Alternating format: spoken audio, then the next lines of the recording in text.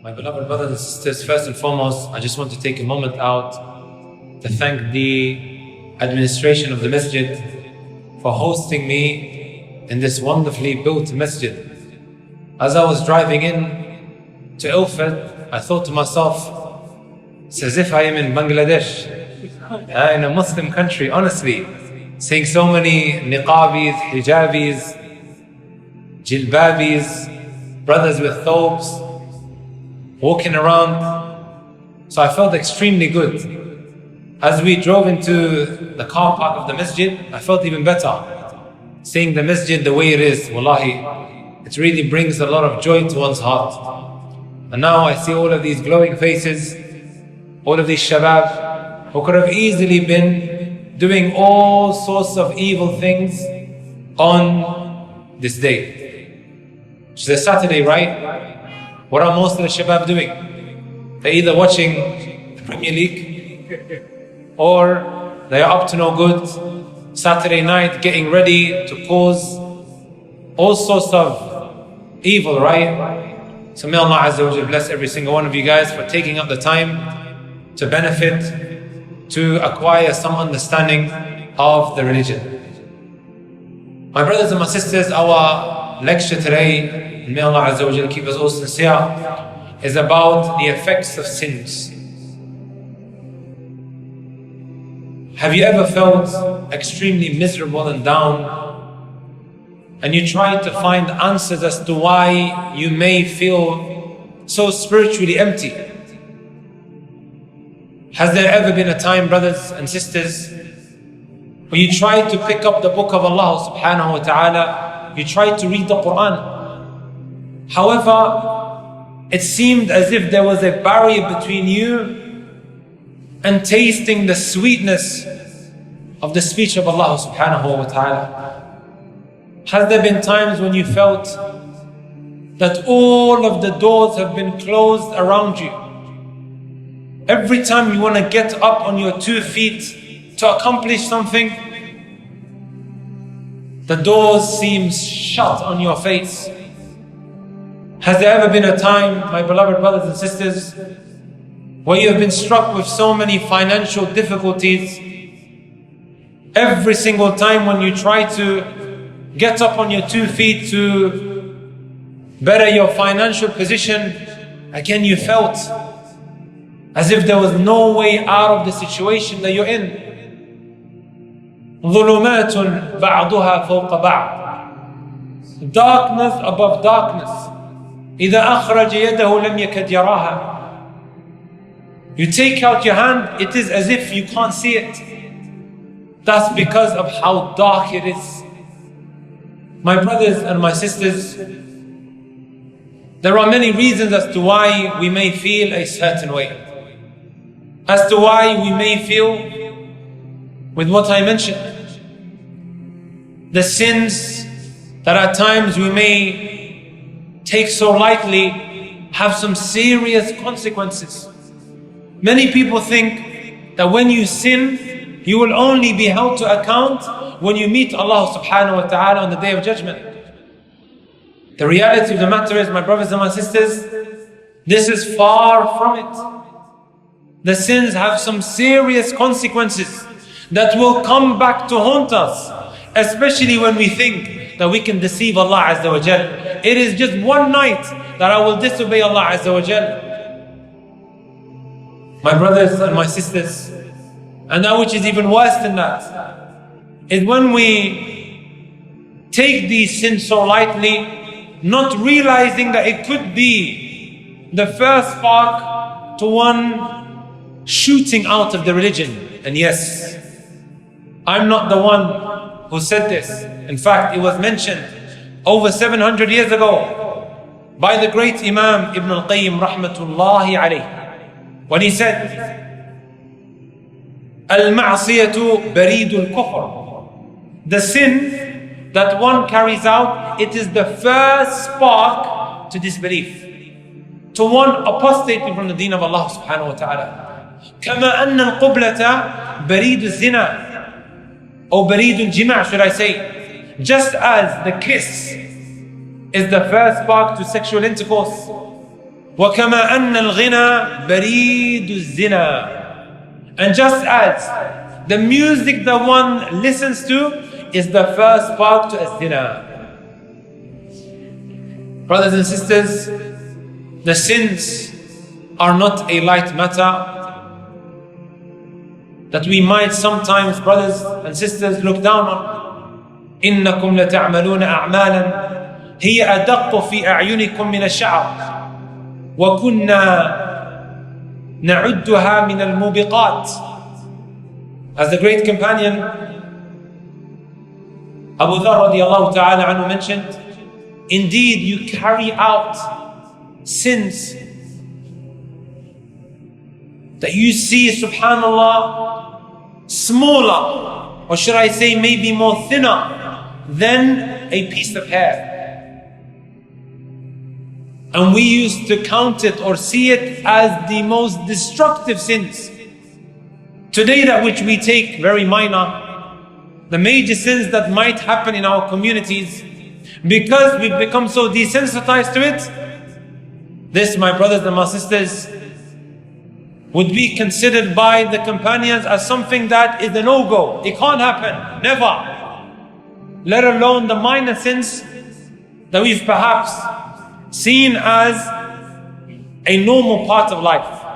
These minor sins they used to see as the major sins. Look how times have changed. May Allah Azza wa Jal protect us. So I have, brothers and sisters, a number of the effects of sins written down here that I took from this kitab called Ad-Da'u Wad-Dawa, the sickness and the cure. Wallahi, when you read the muqaddimah, the introduction, it breaks your heart, because it was a letter that was sent to Ibn al-Qayyim of one saying, if I continue like this, then indeed I will run myself into destruction. I remember when Shaykh Abdul Razak al-Badr was teaching us this kitab, he was saying that this is a kitab, it is a book that is so relevant for those in today's day and age, especially those who have become addicted to sins. Because the questioner, the one who sent this risala, this message to Ibn al-Qayyim rahmatullahi alayhi, it was very evident that he was addicted to some sin. However, it wasn't made clear exactly what the sin was, but it was some sort of addiction that you could take away from the muqaddimah. So the Shaykh Ibn al-Qayyim rahmatullahi alayhi, he wrote a whole book that has also been translated into English, which I advise every single one of you guys, inshallah ta'ala, to look for. It's called The Sickness and the Cure by Ibn al-Qayyim rahmatullahi alayhi. The first consequence, brothers and sisters, of the sins that we carry out, Hirmanul ilm. Brothers and sisters, from the most common questions that I receive, especially in the month of Ramadan, is the month of Quran, right? Shahr Ramadan alladhi unzila fihi al-Quran. The month of Ramadan in which the Quran came down. We all want to open the book of Allah Azza wa Jal. We want to hit the ground running. We want to better ourselves so that we become better Muslims outside the month of Ramadan. We want to use Ramadan as a stepping stone. And is there a better place to be starting than the Quran? You open the Quran in this blessed month when the shayateen have been locked up and the doors of Jannah have been swung open and the doors of hellfire have been slammed shut. You open the Quran, you sit there for a couple of minutes and it just doesn't seem to be penetrating an individual's heart. You can't sit there holding the Quran. You close it and then you come back maybe 20 minutes later. You open the Quran, it doesn't seem to be happening. It seems like our hearts have become sealed. We struggle to have that connection with the Quran, that connection with Allah Azza wa Jal. Why, brothers and sisters? Ibn al-Qayyim rahmatullahi alayhi, he says, from the consequences of sins is that one is deprived of knowledge. Have you guys heard of an Imam al-Shafi'i and also Imam Malik? 2 out of the 4 great Imams of fiqh. The first of them is the great Imam, Al-Imam al-A'zam fi zamanih, Al-Imam Abu Hanifa rahmatullahi alayhi. And then you have Imam Malik, and then the one who came after, Imam al-Shafi'i, and then Imam Ahmad ibn Hanbal. Two of them, Imam al-Shafi'i and also Imam Malik, they came together. And at the time, Imam al-Shafi'i was a student. He sat down in front of the great Imam, the Imam of al-Medina, Malik ibn Anas rahmatullahi alayhi rahmatan wasi'ah.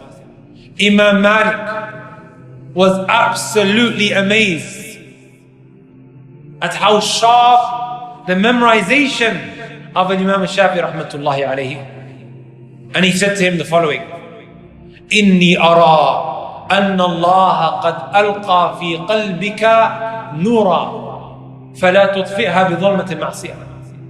I can see that Allah Azza wa Jal has placed a noor, a light in your heart. Do not extinguish this light with the darkness of sinning. Subhanallah. As time went on, they say the memorization of Imam Shafi'i became affected. He started suffering from some memory loss. His memorization was so sharp. Imagine you have a kitab, right? He would have to cover one side just so it doesn't get mixed with the other side. Photographic memory. Allahu Akbar. So his memory became affected. You know what the reason was? They say because he saw the ankles of a woman. So there was bangles on the ankle and he looked at it. And that affected his memory. I remember before I was leaving Yemen, one brother said to me, listen, Muhammad, because he knew I memorized the Quran. He said, Muhammad, I advise you not to go back to the UK. I said, why? He goes, you may look at a woman and you will end up forgetting the whole Quran. Well, I looked at the brother and I thought, is he being serious? As time went on, I began to realize exactly what he meant. Imam al-Shafi'i's memory became affected because he looked at some bangles on a woman's ankles. Now you live in this sexualized society where women are objectified. Just about every banner and every billboard you have a half-naked woman that is being used as a marketing tool to sell a product. That's what it's come to, brothers and sisters. If only our sisters knew exactly what society is trying to do to her. They are there to strip you of your clothing, to objectify you, while Allah subhanahu wa ta'ala has honored you as a woman. And everything that is precious, when you think about it, it is so hard to get to. Agreed? Who in his right mind walks around the streets of East London flashing his bank card or the money that he has stored in a safe? The diamonds and the pearls, it's very hard to get to. And now women are precious, so it's hard to get to them. They are covered just like all of these other precious materialistic things. Anyways, brothers and sisters, he saw the ankles of a woman that had bangles and it affected his memory. And then he mentioned these very famous lines of poetry when he said, شكوت إلى وكيع سوء حفظي فأرشدني إلى ترك المعاصي فأخبرني بأن العلم نور ونور الله لا يهدى لعاصي. I complained to Waki' about my bad memory loss. For a very long time I thought, why did he go to Waki'? Who's this individual called Waki' ibn al-Jarrah? He could have gone to Imam Malik, he could have gone to so-and-so and that individual, but he went to Waki'. I'll tell you guys why after. I complained to Waki' about my bad memory loss. He advised me to leave off sinning. Out of all of the advices that he could have given him, he told him, leave off sins. فَأَرْشَدَنِي إِلَى تَرْكِ الْمَعَاصِي. Allahu Akbar. He didn't say to him, Imam Shafi'i, the glory days are behind you. You've memorized. You're bound to forget at old age. لا. فأخبرني بأن العلم نور ونور الله لا يهدى لعاصي. He told me that this ilm is a noor, it is a light. And this light is not given to a sinner. As time went on, after studying this kitab, brothers and sisters, I was reading Sir Alam al-Nubala and I came across what was so amazing about Waqi' ibn al-Jarrah. And it will make sense as to why he went to him. Ali ibn Khashram, he mentions, ما رأيت بيد وكيع كتابا قط. I never ever saw Waqi' holding a book. Never. إنما هو الحفظ. Everything was from the top of his memory. So I asked him, ما دواء النسيان?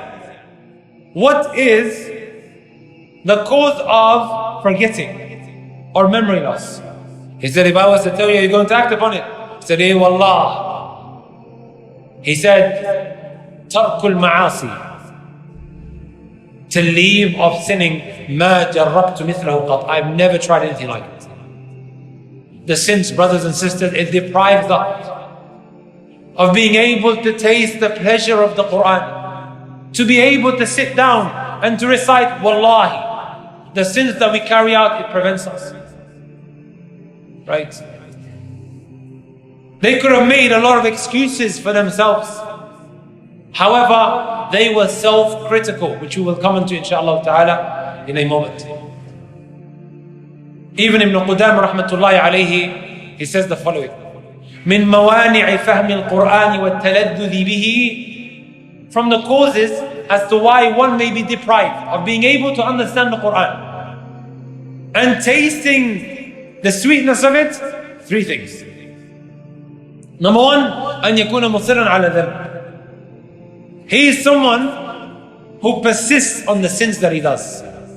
Everybody makes mistakes. Here he's speaking about persisting on it. He got away with it. There were no consequences. And sometimes that happens, right? There were no consequences, so khalas, I got away with it. I wasn't struck with any difficulty or any hardship or any financial problems. Let me try it again. أن يكون مصرا على ذنب. Number two, أن يكون مبتلا بالكبر. To be tested with arrogance. This is a huge factor as to how an individual may be prevented from being able to taste the sweetness of the Quran. And it may make sense as to why we struggle to open the book of Allah Azza wa Jal. It may well do, brothers and sisters. Even Shaykh al-Islam Taymiyyah rahmatullahi alayhi في كتابه الرد على الشاذلي, he says, رأيت كثيرا من المنتسبين إلى العلم يبتلون بالكبر. I saw many of those who ascribe themselves to knowledge. He's not just talking about the average Joe that you see walking around in the streets of East London. La. He's talking about people of knowledge are tested with arrogance. ويحرمون حقيقة العلم. They are then deprived of the essence of knowledge. You've been studying, or you've been upon a certain way for maybe 10 years. Or you were brought up from a young age doing something that is in contrary to the Sharia. You've become old, white beard. You have a little bit, someone comes and corrects you. Who are you to come and correct me? That's the kind of response that comes out of your mouth. I knew what the sunnah was before you knew what a sandwich was. Wallahi, I heard this with my own ears by one of the pioneers of the da'wah when I was in Yemen through audio. You want to tell me what the sunnah is? I knew about the sunnah before you knew what a sandwich was. I've heard statements such as, I used to clean your backside, now you want to teach me how to make wudu? All of this, brothers, is kibr. It's arrogance. And the Messenger sallallahu alayhi wa sallam said, arrogance is batarul haq wa ghamtun nas. To belittle the people and to reject the truth. Does that make sense, my brothers and my sisters? We really have to empty the vessel. This heart needs to be cleaned. Otherwise, we will be deprived of that which is going to grant us salvation. And I think it's important that I touch on this statement of Ibn al-Jawzi rahmatullahi alayhi. A lot of the time we talk about ilm, what's so good about ilm? Many people think that you only seek knowledge if you want to become a sheikh, if you want to become a serious student of knowledge. La wallah. Brothers and sisters, pay attention to this very important point. Would you agree that because of a lack of knowledge, there is that which is inflammatory, considered by the texts? I'm not here, by the way, brothers and sisters, to express my own views and opinions. I'm just quoting. There is immoral sexual practices that has become normalized in the society. The world's become a very colorful place. You want to cross the road, the zebra crossing is rainbow colors. It's become a very colorful world, right?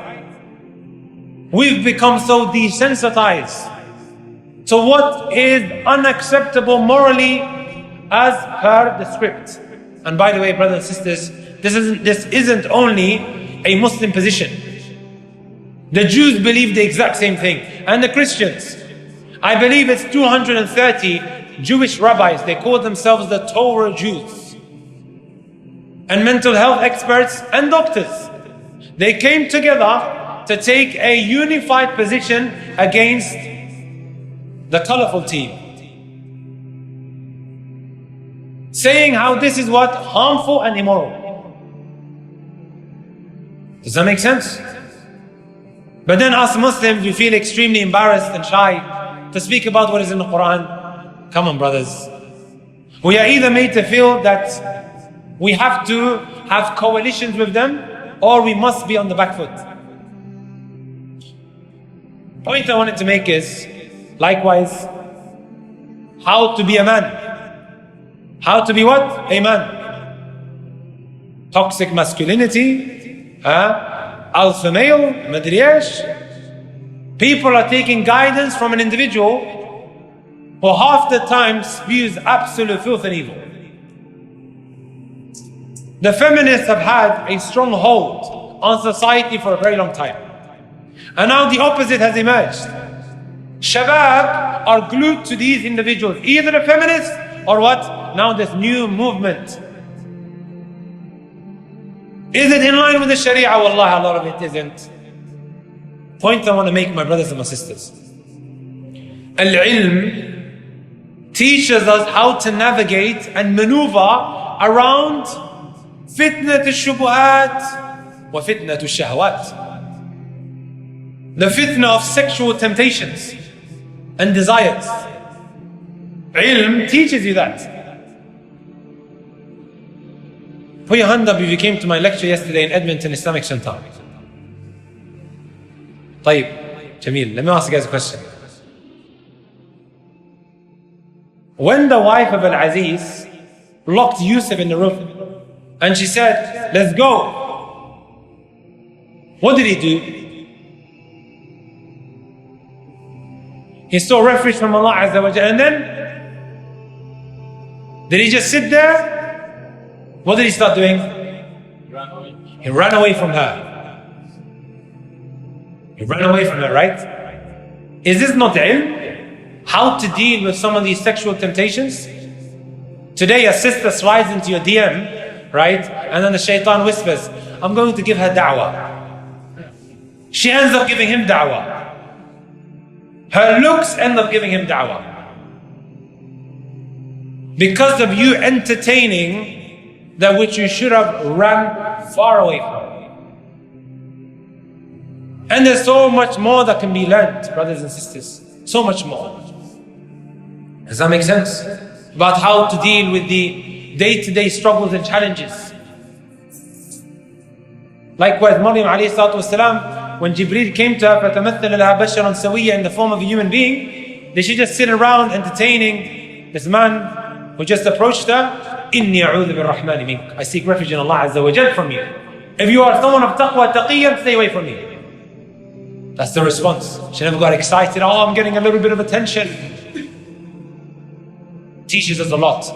So the ilm enables us to maneuver and navigate around these temptations.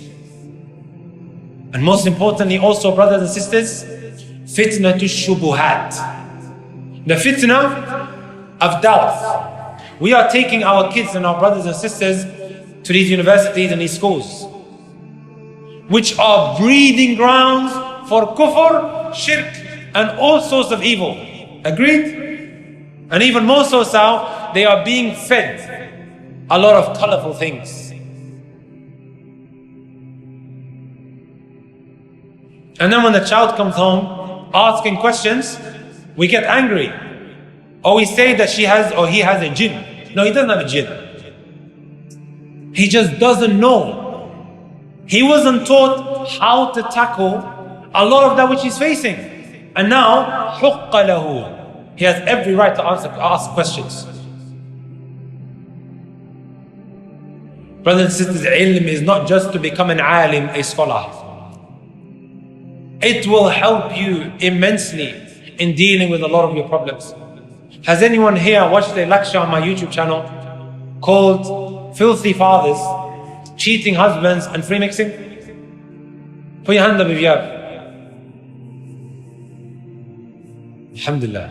So I can ask you a question now. If we sit here and we speak about why you shouldn't gender mix, people say, oh, here we come again. Haram police, right? Backward minded, out of touch with reality. What do you mean don't gender mix? We are in the 21st century. I mentioned hadith and verses, but what I also did, I mentioned first-hand accounts of people who fell victim to gender mixing. A woman would open the door, come with your husbands and let's all sit around and have tea. What happens? And by the way, I took all of these accounts from Islam Q&A because they emailed in sharing some of their personal experiences of how they fell victim to the gender mixing. Wallahi, some husbands were cheating on their wives and they are in the same house because of these gender mixing. And probably the woman that's writing this email, she's writing it while she's what?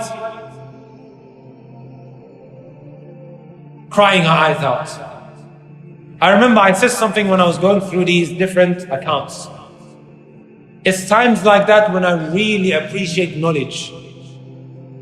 Because the Sharia tells us how to save our relationships. All of these people who are emailing in, they're talking about how their relationship broke down. I lost the love of my life, my husband. I lost him because I innocently opened my house for people to come in. Can you see how ilm comes in extremely handy? Or not being alone with the opposite gender. مَا خَلَى رَجُلٌ مَعَ امْرَأٍ إِلَّا كَانَ ثَالِثًا مِنَ الشَّيْطَانِ. Never does a man seclude himself with a woman except that the third is shaitan. Wallah, I don't care if you're a sheikh. I don't care if you're Sheikh Salih al-Fawzan or one of the great scholars of our time. If you think that you can control yourself when you're alone with her, then I think you're alien. You're not a human species. As men, that's our biggest fitna. To be honest here, guys, Ata ibn Abi Rabah, who used to limp, pug nose, could barely see properly, right? And he was paralyzed. He never had a wife. You know what he said? If you make me the chancellor of the city, I will take the job, in charge of the wealth. But if you ask me to be in charge or to look after amatun shawha, an ugly slave, then I wouldn't do so. I don't feel comfortable. I fear for myself. Does that make sense, my brothers and my sisters? This is ilm, teaching us how to have a way of life that will protect us from a lot of heartbreak, a lot of problems, a lot of struggles, a lot of difficulties that we experience when living life. So going back to the point that I mentioned, brothers and sisters, about ilm. Shaitan does not want you to study. If you are not studying, then know that the shaitan has managed to get the better of you. Why do I say this? Look what Ibn Jawzi rahmatullahi alayhi mentioned. He died, by the way, in the year 592. That's maybe over 800 years ago. اعلم, know أن أول تلبيس إبليس على الناس صدهم عن العلم. The first deception of Iblis was to block you away from knowledge. This knowledge that will give you the insight of how to deal with doubts that will shake your iman, and also some of these sexual temptations that will lead you towards that direction. Shaitan doesn't want you to study. He will look for every way to block you away from knowledge. And that is because the ilm is noor. It is light. فَإِذَا أَطْفَأَ مَصَابِيحَهُمْ خَبَّطُهُمْ بِالظِّلَامِ كَيْفَ شَاءَ. If he manages to extinguish the light, you will see yourself stumbling in the darkness. Does that make sense, my brothers and my sisters? We don't just study because I want to become the next sheikh, or I want to become imam here, to do the khutbahs in Newbury Masjid. That's not why we study. Your salvation in this dunya is totally dependent on you taking time out to study the deen of Allah subhanahu wa ta'ala. Also, that which I want to make mention of as to why we may be struggling to read the book of Allah Azza wa Jal. Has music entered into our hearts? Ibn al-Qayyim rahmatullahi alayh, he mentions a very powerful line of poetry. I remember when I was younger, my mom caught me with music on my phone. We used to have the Nokia, infrared. You connect to the guy's phone and then he transfers the music files. You guys remember infrared, huh? We have to hold the phone together for like 10 minutes to move one file. So I would give the phone to a classmate, and throughout the hours in school, he would transfer it. And then one day my mom caught me. She said to me, "Ya Muhammad, I know you want to memorize the Quran. You will not be able to do so if you are listening to music." We always think our parents are backwards. They don't have a clue of what the reality on the ground is. Years later, when I started studying, I came across this line of poetry. When he said, حب الكتاب وحب ألحان الغنى في قلب عبد ليس يجتمعان. The love of music and the love of the Quran are two things that just can't come together in one's heart. Does that make sense, brothers and sisters? Here, brothers and sisters, you're probably thinking to yourself, pornography, addicted to Netflix. This is what may be going to prevent the ilm from entering into my heart. Is that it? This is what rushes to people's minds the moment we speak about sins that will prevent knowledge entering into your heart. Have you guys heard of Hafid Nusind? This title, Hafid, does anybody know what Hafid means? Not how they use it today, Hafiz. Back in the day, if someone has the title Hafid, how many hadith does he need to memorize in order to have this title of Hafid? 100,000 hadith. Ibn Hajar mentions about this individual, فَنَسِيَ غَالِبَ مَحْفُوظَاتِ حَتَّى الْقُرْآنِ. He forgot the majority of that which he memorized, and even the Quran. You know what the reason was? وَقِيلْ إِنَّهُ كَانَ ذَلِكَ أو إِنَّ ذَلِكَ كَانَ سَبَبًا لِوَقِيعَتِهِ فِي النَّاسِ. Because he always used to rip into people. He always used to rip into people. And because of that, he forgot the majority of what he memorized. And also the Quran. 100,000 hadith, brothers and sisters. When I came across this statement, a lot of things began to make sense to me. I would see this brother in Yemen, wallahi, opening the Quran, he would sit there for 10 minutes, he would close it, go off for 20 minutes and come back, open the Quran, sit there 5 minutes and then leave again. Brother stayed in Yemen, in the Maj for years, and he still didn't memorize the Quran. And likewise, he struggled even understanding the Arabic language. And he's just like everyone else, who's gone there to study. You know what this brother was known for? Al-Jarh wa Tajrih. He would sit around, this sheikh is like that, this sheikh is like this, this sheikh is like that, this sheikh is like this, non-stop. Makes a lot of sense now, brothers and sisters, right? Makes a lot of sense. Whatever sin it might be, whether it is pornography addiction, adult content, you struggling to stay away from your girlfriend, whoever it might be or whatever it might be. Sins have a detrimental effect in being able to acquire this noor that will be your salvation in this dunya before the hereafter. The second consequence of sins, hirmanur rizq, being deprived of provision, money. Did you know, my brothers and my sisters, that the sins that we carry out has a direct correlation with our financial status? What's my evidence for it? When the Messenger ﷺ said, إِنَّ الرَّجُلَ لَيُحْرَمُ الرِّزْقُ بِخَطِيَةٍ يَعْمَلُهَا. One is deprived of provision because of the sin that he carries out. You know the Arabs, they have a saying. You know what the saying is? الَّذِي يُصَاحِبْ يَفْقَى. الَّذِي يُصَاحِبْ يَفْقَى.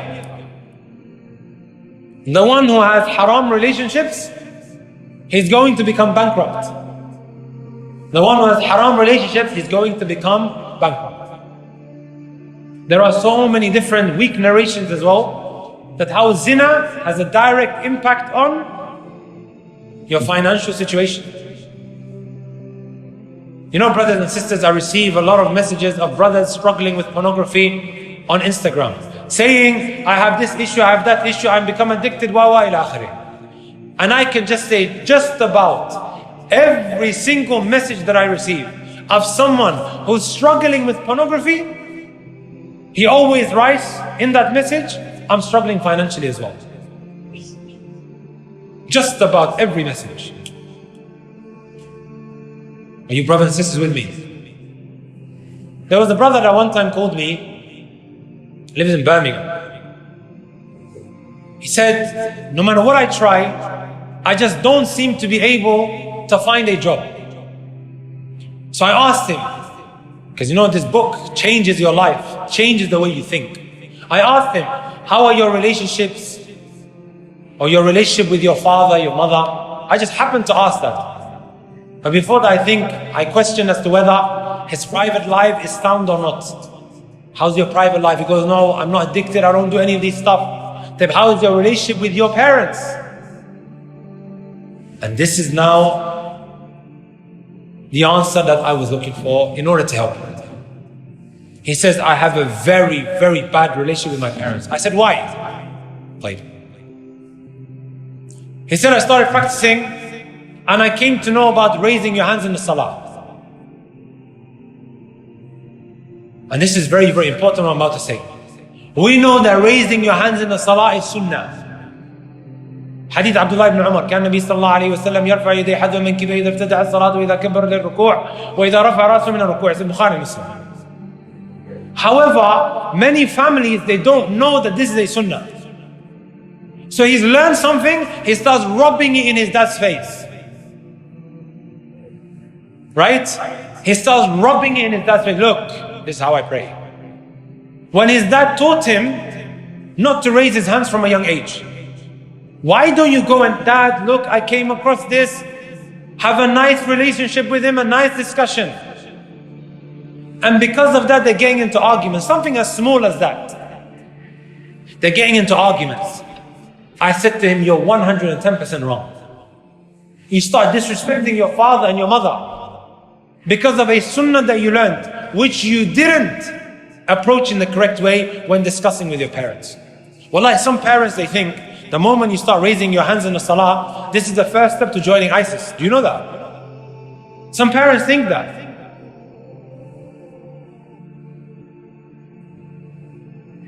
And because of that, they may react a certain way. And you as a young man should deal with it in a more smarter way, ya akhi. He's arguing with his mother. He's arguing with his father. I'm like, why? The biggest right after the right of Allah is what? How you are with your parents. This is a major, huge sin that you're falling into. I told him, ittaqillah, go and kiss them on the forehead and say sorry. You think a father or a mother will reject a hadith in Sahih Bukhari? He could have easily taken the hadith book and said, Dad, look, I came across this hadith. Maybe the father would say, oh, subhanAllah, I didn't know. But he's rubbing it in his dad's face. Wallah, he calls me back 2 weeks later and he says, all the doors open up for me. I'm doing this now, I'm doing that, and whatever have you. I'm doing amazing financially. The sins that we carry out, brothers and sisters, has a direct impact on our financial situation.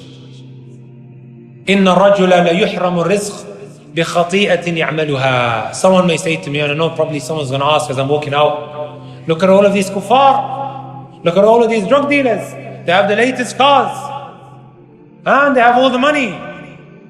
Why hasn't the sins affected them? Is money the only type of provision that Allah Azza wa Jal grants you? When you interview a lot of these people who have money, something that you will find common within a lot of them is how they are so empty in their hearts.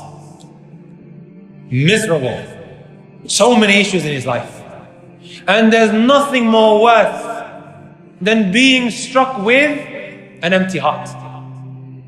As Malik ibn Dinar mentioned, مَا ضُرِبَ عَبْدٌ بِعُقُوبَةٍ أَعْظَمْ مِنْ قَسْوَةِ الْقَلْبِ. You haven't been struck with a punishment more greater than having what? A hardened heart. I always mention this and you probably heard it before. Do you guys know Logan Paul? You guys know KSI? You guys know Justin Bieber?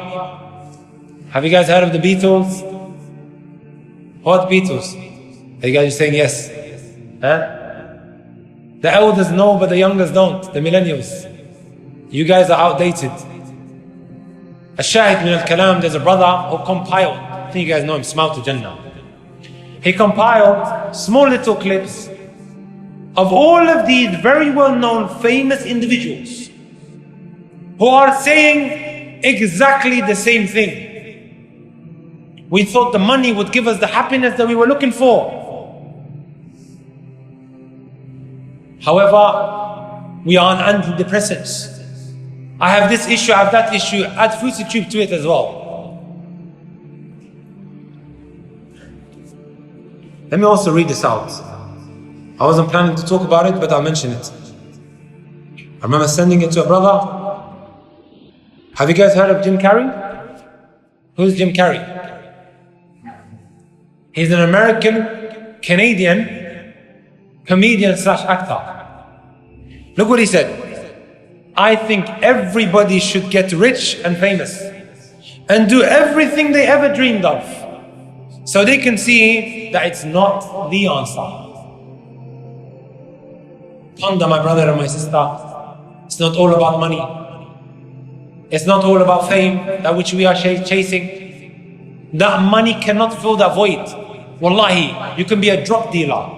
You have all of that money and it may well be that he cries himself to sleep. I've had rappers say that. I have rappers messaging me on Instagram, crying their eyes out, please help me. And the guy has like hundreds and thousands, some even millions of followers. And they are Muslims. Right? So to answer that question, there's nothing more greater of a punishment than being struck with an empty heart. You may be given the money, but then that is something that money can't buy. وَلْيُبَلِّغُ الشَّاهِدُ الْغَائِبَ. Let the one who is present convey it to the one who's absent, who needs to hear this. All of them, brothers and sisters, I remember the Beatles were saying, well, we thought it was it. Fame, money, but then we realized it's not the answer. You have Britney Spears who's crying in an interview. The interviewer is asking, what is it that you want? She goes, I just want people to leave me alone. I want the paparazzi to leave me alone. I just want to not be touched. These are some of the figures that our young women, sisters, are so crazy about and listening to. What I want everyone to understand, my brothers and my sisters, especially the wealth that we use to disobey Allah Azza wa Jalla. مَا عُصِيَ اللَّهُ بِشَيْءٍ إلا أفسده على صاحبه. Never do you use something to disobey Allah Azza wa Jal with, except Allah Azza wa Jal will destroy that. Have you wondered sometimes, we drop the phone, or we get into a car crash. The way we are as human beings, we are ready to point the finger at everyone except ourselves. It was probably the guy who's in EE, his fault, why I dropped my phone here. Agreed? Have you guys heard of Muhammad ibn Sirin? The student of Abu Hurairah radiallahu ta'ala anhu. This righteous man who used to narrate from the likes of Abu Hurairah. You know what happened to him? He was thrown into prison. You know why? Because he became bankrupt. How did he become bankrupt? He bought oil. As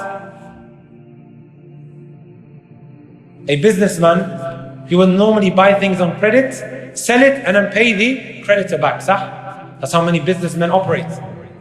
So he bought it, and then all of a sudden he found a rat stuck inside of it.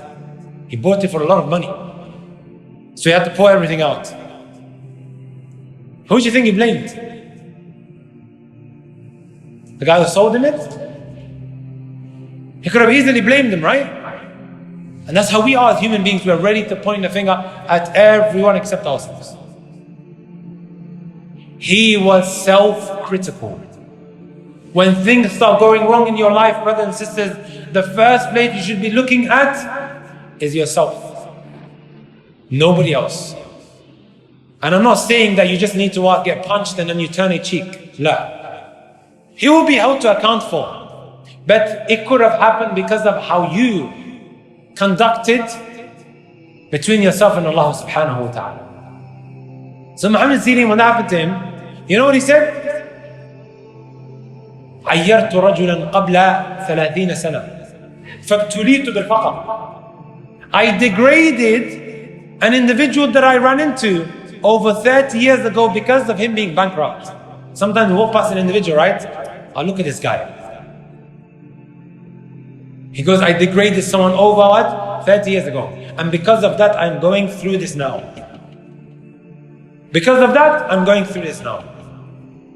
Allahu Akbar. Being self-critical. Does that make sense? He held himself to account. He took a good look at himself in the mirror. And when you do that, you will see things taking a turn for the better. As Ibn Taymiyyah rahmatullahi alayhi and Ibn al-Jawzi mentioned. Ibn al-Jawzi commented on this qissa, this story, and he said, وَمِثْلُ هَذَا كَثِيرٌ. Examples like this are many. وَمَا نَزَلَتْ بِآفَةٌ وَلَا هَمٌّ وَلَا ضِيقُ صَدْرٍ إِلَّا بِزَلٍ نَعْرِفُهُ. Never am I afflicted by some sort of distress, anxiety, hardship, except it is because of a sin that I committed. Maybe I start making excuses for myself, and then all of a sudden I begin to see the punishment of it. فَأَرَى الْعُقُوبَةِ. But when you hold yourself to account, things will take a turn for the better. Stop. Last point. The last effect of sins. I really want to mention it, but I don't think I'm going to find time. When your heart now, brothers and sisters, becomes so black, because every sin that you do, it has what? Places a black dot on your heart, up to the point where your heart becomes so black. And when your heart has become so black, it begins to project on your face. So much so that you could tell a sinner from a non-sinner. Especially if that individual has committed zina. The type of effect that it has on an individual's face, wallahi, it is indeed extremely evident. Even one time there's a narration that Anas ibn Malik saw a woman outside. And he looked at her more than he should have. And then he walked into Uthman ibn Affan's house. Uthman looked at him and then dropped his head. He said, مَا بَالُ رِجَالٍ يَدْخُلُونَ عَلَيْهِ وَقَدْ زَنَتْ أَعْيُنُهُم. Why is it that some people, they enter into my house and their eyes committed zina? Subhanallah. Wallahi, there's so many incidents I want to speak about, but I'll quickly mention this, what Abdullah ibn Abbas said, and also Hassan Basri. إِنَّ لِلْحَسَنَةِ ضِيَاءً لِلْوَجْهِ. The good deed, it puts a glow on somebody's face. Agreed? When somebody goes for Umrah and he comes back, and he's glowing, it wasn't Vaseline. See how he's glowing? The good deed. Even when we are in Medina, a brother goes to Mecca and comes back, wallahi, you see a difference. Especially when you wake up in the night. Hassan al-Basri rahmatullahi alayhi, and by the way, this is a solution to our sisters who wear makeup. I might say to you that makeup is haram, but I need to provide an alternative, right? It's good to provide alternatives.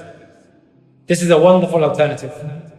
Hassan al-Basri rahmatullahi alayhi said, مَا بَالُ رِجَالٍ أو ما بال المتهجرين بالليل من أحسن الناس وجوها في النهار. Why is it that those who stand up in the night, they have the nicest of faces in the day? He was asked that. He said, لأنهم خلوا بالرحمن فألبسهم الله من نوره. They secluded themselves with Allah Azza wa Jal while the people were asleep. So Allah, He covered them with His noor. So my sister, if you want noor on your face, then pray at night. Put some Vaseline on, inshallah, you'll look great. And likewise, my brothers, right? Al-Qiyam, Al-Qiyam. Brothers, I'm going to have to show off. Honestly, I want to spend more time here. Wallahi, like I said, I'm really happy to be here. Jazakumullah khair for allowing me to come to this wonderfully built masjid and this lovely area. Normally, I tell people make hijrah to Birmingham or Leicester. I hear the adhan 3 times a day, Dhuhr, Asr and Maghrib. My brother, good friend, Yahya, was a white revert. He walks into the area and all of the Asians, they look at him. Because everyone there is either Pakistani or Indian. That's how much, mashallah, Islam is there. Right? And subhanAllah, here, this is now something we have to add to the list of places that people could migrate to. Jazakumullahu khairan wa ahsanallahu ilaykum. Honestly, it was an absolute pleasure. And I'll see you guys when I see you.